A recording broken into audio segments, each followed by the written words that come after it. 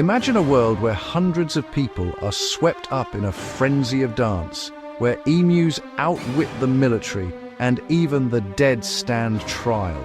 Today, we embark on a journey through time, uncovering 10 of the most bizarre historical events you simply wouldn't believe if they weren't true. Prepare to be astonished, amused, and perhaps even a little bewildered. Throughout history, humanity has witnessed episodes so peculiar, they defy logic and expectation. These are not mere legends or tall tales whispered in the shadows. These are well-documented moments that shaped and sometimes shook our understanding of the world. In the next few minutes, we'll traverse centuries and continents, discovering peculiarities both tragic and comical. So settle in and open your mind to the extraordinary. From cities awash in beer to mysterious explosions in the wilderness, these tales remind us just how unpredictable and fascinating our shared past can be. In the sweltering summer of 1518, the city of Strasbourg, nestled along the Rhine, became the stage for one of history's strangest mass phenomena. It began innocuously enough, with a lone woman stepping into the street and moving to an invisible rhythm. But within days, dozens more joined her. Soon, hundreds of townsfolk, men, women, and even children, were dancing uncontrollably, their feet pounding the cobblestones, their bodies driven by an urge they could not resist. Witnesses described a scene both mesmerizing and terrifying. Some dancers collapsed from exhaustion, while others continued as if possessed for days on end. Physicians and priests alike were baffled. Some believed it was a curse. Others suspected it was the result of overheated blood, or even supernatural forces at play.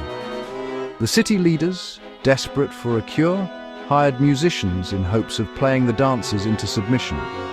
Modern scholars have puzzled over this peculiar outbreak. Some suggest that ergot, a toxic mold found on rye, may have induced hallucinations and spasms. Others postulate that mass hysteria, stoked by the stresses of famine and disease, swept through the populace like wildfire. No definitive explanation exists, and the true cause remains shrouded in mystery. What is certain is the enduring legacy of the dancing plague. It serves as a reminder of how collective fear, environmental pressures, and the unknown can converge in ways that confound even the most rational minds. The spectacle faded as suddenly as it began, leaving behind bewildered survivors and a chapter of history that continues to intrigue. As we move forward, let us remember the citizens of Strasbourg, caught in a dance that was as inexplicable as it was unforgettable. Now, let us journey to the vast plains of Australia in 1932, where the nation found itself entangled in a most peculiar conflict, not against men, but against birds. The Great Emu War is a tale so delightfully absurd it has become the stuff of legend. It began when thousands of emus, towering and relentless, invaded farmlands in Western Australia, devastating crops and frustrating farmers. Desperate to protect their livelihoods, the farmers appealed to the government for assistance. The response was unprecedented: the deployment of soldiers armed with machine guns to wage war upon these feathered invaders. The campaign commenced with great fanfare, but very quickly it became clear that the emus were a formidable foe.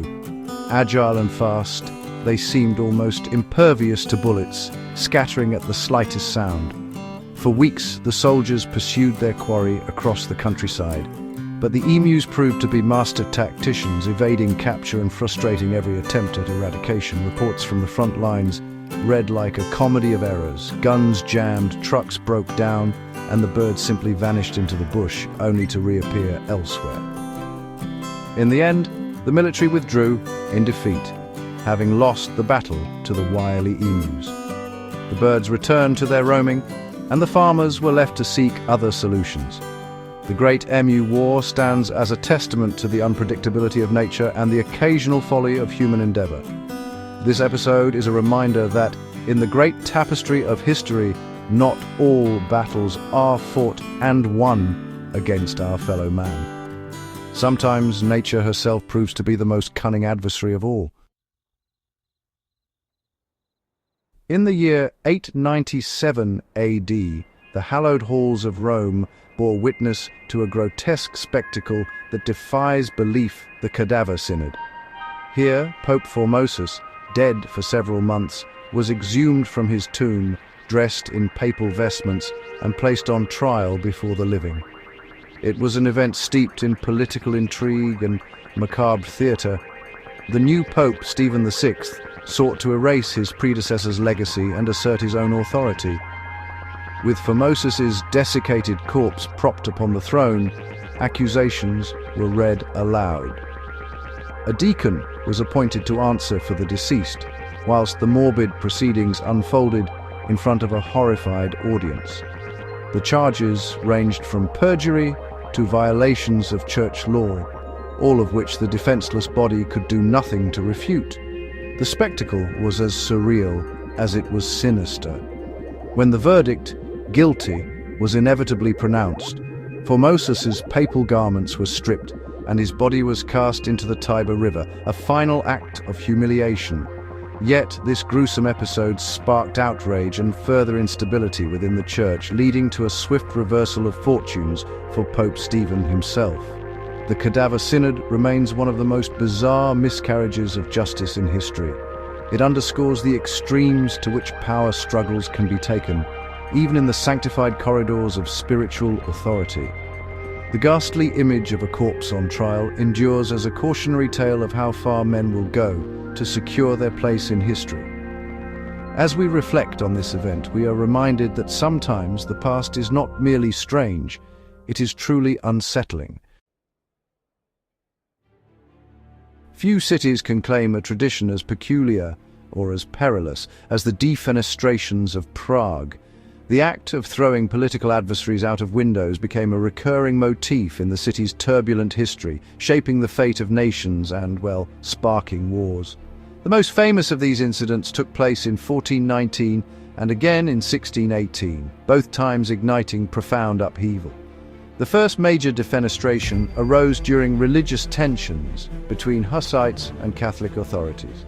An angry mob stormed the new town hall, seized the city councillors, and, without hesitation, hurled them out the windows. Those who survived the fall were quickly dispatched on the cobblestones below. This act was not merely symbolic, it was a declaration of rebellion that set Bohemia ablaze. A century later, another dramatic defenestration unfolded at Prague Castle. Protestant nobles, furious at the perceived infringement of their rights, confronted royal officials and, in a moment of collective outrage, sent them flying from a third-story window. Remarkably, the victims survived, thanks, it was said, to landing on a heap of manure.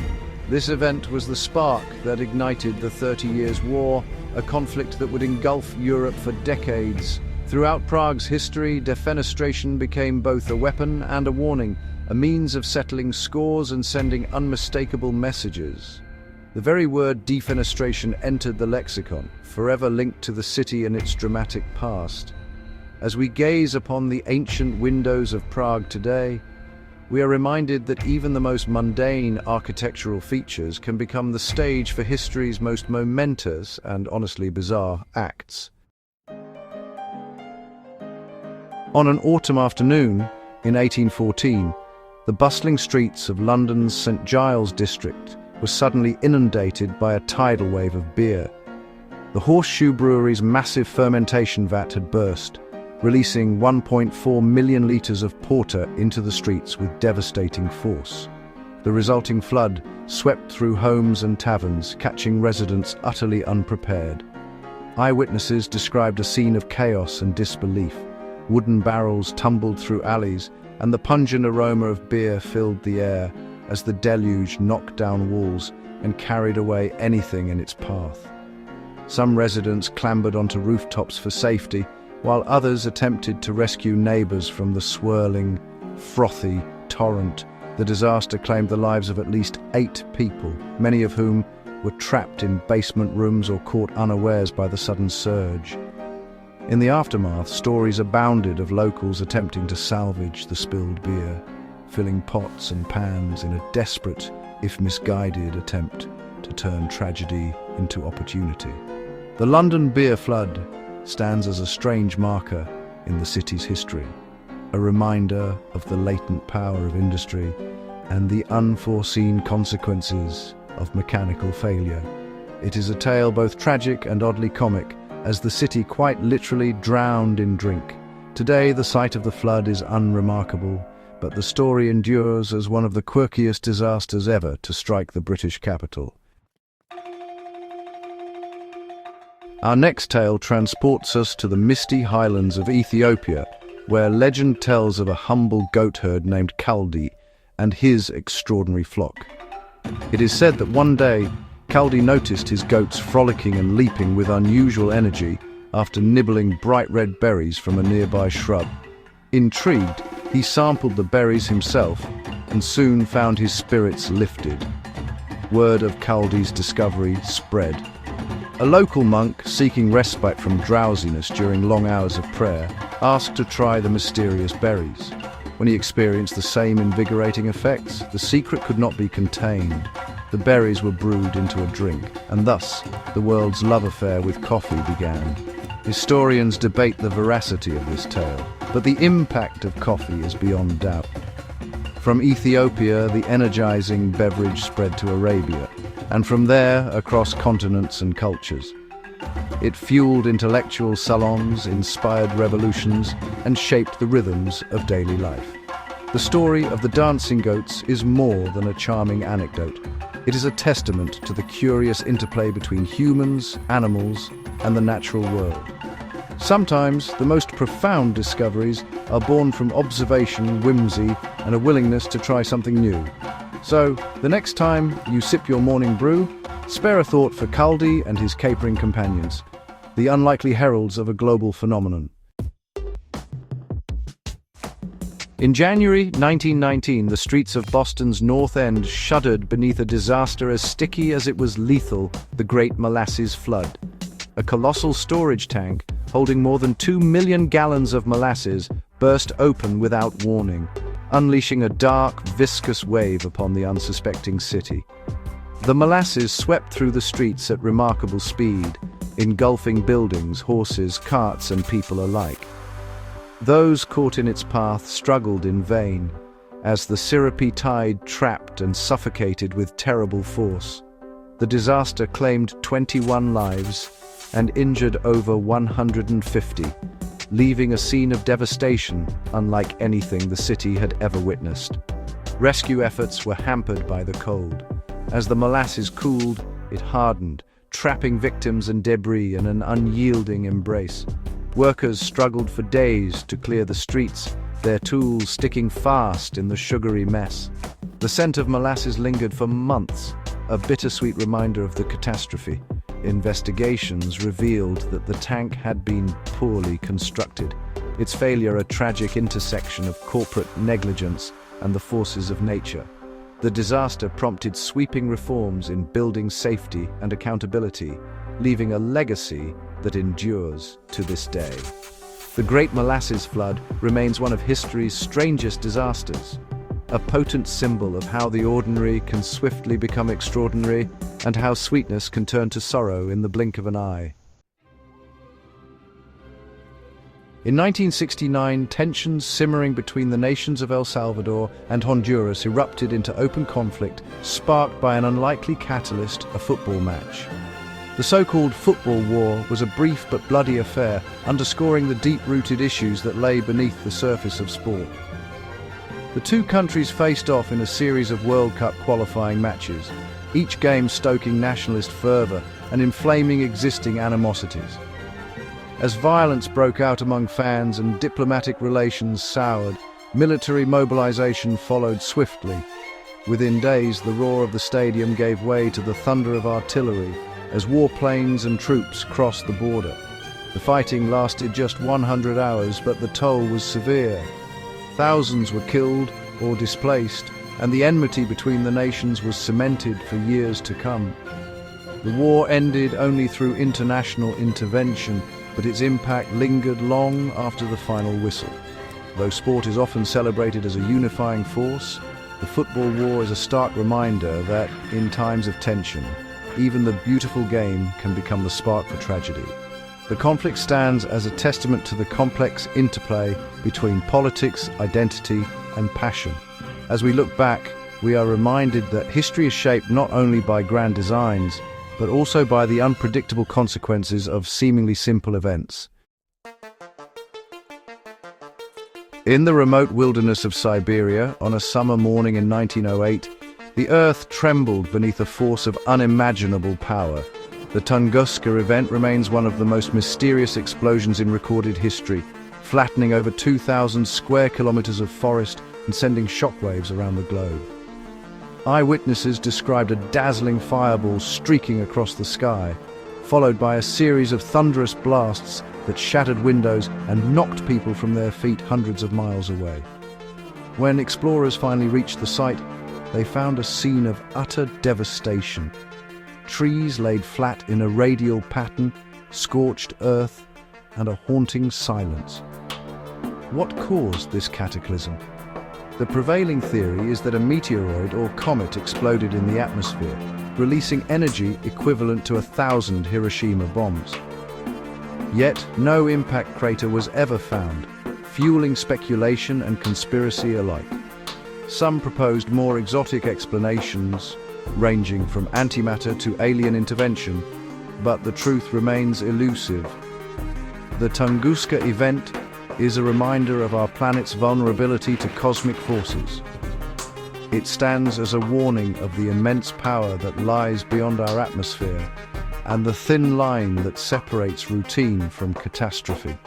To this day, scientists continue to study the event, piecing together clues in the hope of unraveling its final mysteries.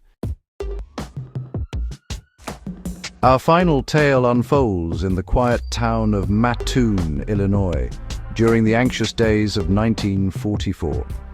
Over several weeks, residents reported a series of strange and unnerving incidents. A mysterious figure, dubbed the Mad Gasser, was said to be prowling the streets at night, spraying a noxious gas into homes and leaving victims ill and frightened.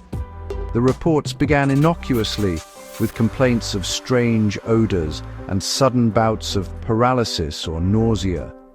As the incidents multiplied, panic spread. Newspapers seized upon the story, and the town was gripped by fear. Armed citizens patrolled the streets, searching in vain for the elusive culprit. Despite numerous sightings and a flurry of police investigations, no physical evidence of the Mad Gasser was ever found. Some theorized that it was a case of mass hysteria, fueled by wartime anxieties and sensationalist reporting. Others insisted that a real perpetrator was at work, slipping through the shadows like a phantom. To this day, the mystery of the Mad Gasser of Mattoon remains unsolved. Was it a chemical attack? A psychological phenomenon, or something else entirely? The truth is lost to history, but the legend endures in the annals of American folklore. The episode is a fitting end to our journey, a reminder that sometimes the most bizarre events are those that leave us with more questions than answers. As we reflect on these 10 extraordinary episodes, it is clear that history is far stranger than fiction. Each event, peculiar in its own right, offers a glimpse into the unpredictability of human nature and the world around us.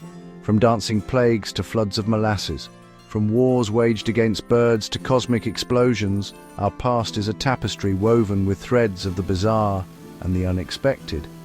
These stories remind us that the boundaries of possibility are far wider than we might imagine. They encourage us to remain curious, to question the familiar, and to find wonder in the world's oddities, both large and small. For it is often in the strangest moments that we learn the most about ourselves and our shared journey. If you enjoyed this exploration of history's weirdest corners, don't forget to subscribe for more captivating tales from the past. Together, let's continue to uncover the extraordinary stories that make our world so endlessly fascinating.